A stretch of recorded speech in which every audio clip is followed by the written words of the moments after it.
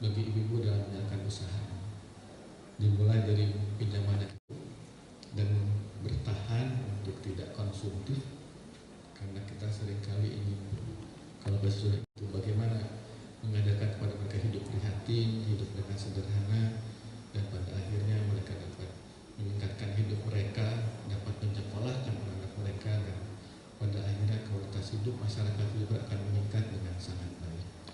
Yang online tertinggi 18 triliun itu karena semuanya ingin instan dan bunganya sangat tinggi triliun, dan mungkin mudah-mudahan dengan adanya upaya ini kita dapat menekan dengan perempuan-perempuan hebat ini akan lebih meningkatkan kualitas hidup di Jawa Barat, bahwa hanya dengan kedisiplinan dan keuletan semuanya akan berjalan dengan baik. Dan ini bukan masyarakat, tapi tentang bagaimana kita dapat memberikan akses terhadap uang dan serta sosial dan ekonomi.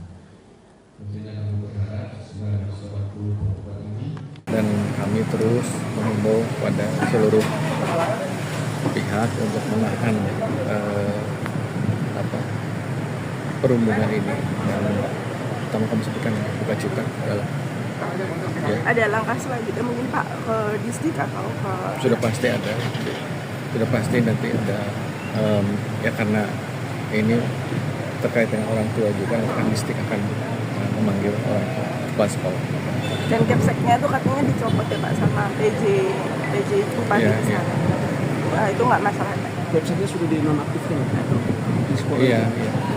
Ya intinya akan dinonaktifkan, tapi masalah itu kan perlu SK atau tidak, saya pasti segera. Dan Prof bakal melakukan pendampingan juga untuk korban dan keluarga agar pelaku diproses sesuai. Ini nanti kepala Bu Doksis akan pendampingan, dan bagaimana ya kita ingin pastikan perlu pendampingan seperti itu. Kami akan upayakan maksimal untuk mereka pendampingan. Wamen ini mana?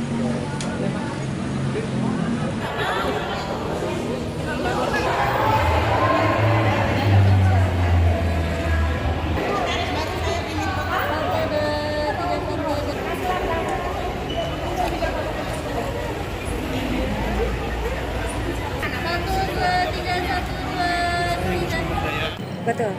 Jadi permasalahan perempuan dan anak tidak akan pernah selesai selama manusia itu ada di muka bumi, gitu ya. Tetapi apa yang kita lakukan adalah bagaimana kita memberikan edukasi, sosialisasi, pendampingan kepada masyarakat agar supaya mereka mampu untuk saling menjaga. Kita bersyukur pemerintah ini sudah berupaya sesungguhnya ya, namun ada wilayah-wilayah tertentu yang tidak bisa dimasuki oleh pemerintah, yaitu keluarga. Maka kita harus fokus pada bagaimana peningkatan terkait dengan pengetahuan, terkait dengan bagaimana kemudian proses-proses yang dilakukan ketika terjadi hal-hal yang berkaitan dengan masalah bullying.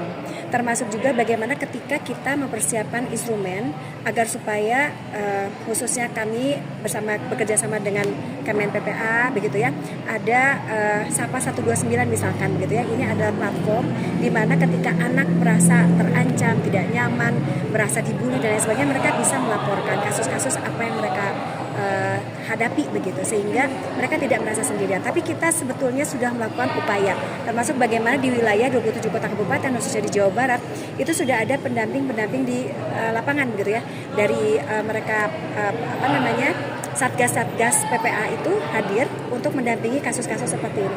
Tapi sekali lagi kita merasa prihatin, semoga ini tidak terjadi lagi. Kasus ini saya merasa bahwa perlu untuk teman-teman kawal terus begitu ya, sehingga akan menjadi pembelajaran bagi yang lainnya begitu. Jangan sampai terjadi lagi gitu ya. Bu, artinya ada desakan terhadap dinas pendidikan atau aparat setempat, Bu, mengingat kasus pelaku, Bu, mengingat kasus bullying ini banyak terjadinya sekarang di lingkungan pendidikan ya. Betul sekali. Jadi kita tidak bisa menutup mata bahwa itu terjadi.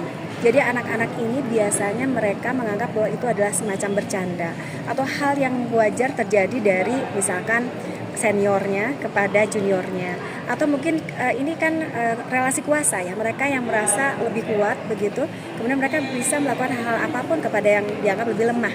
Maka memang kita kemandirian, kepercayaan diri itu harus ditumbuhkan lagi. Jadi saya kira memang pendampingan dan juga bagaimana untuk menumbuhkan rasa percaya diri pada anak-anak itu perlu kita kuatkan begitu.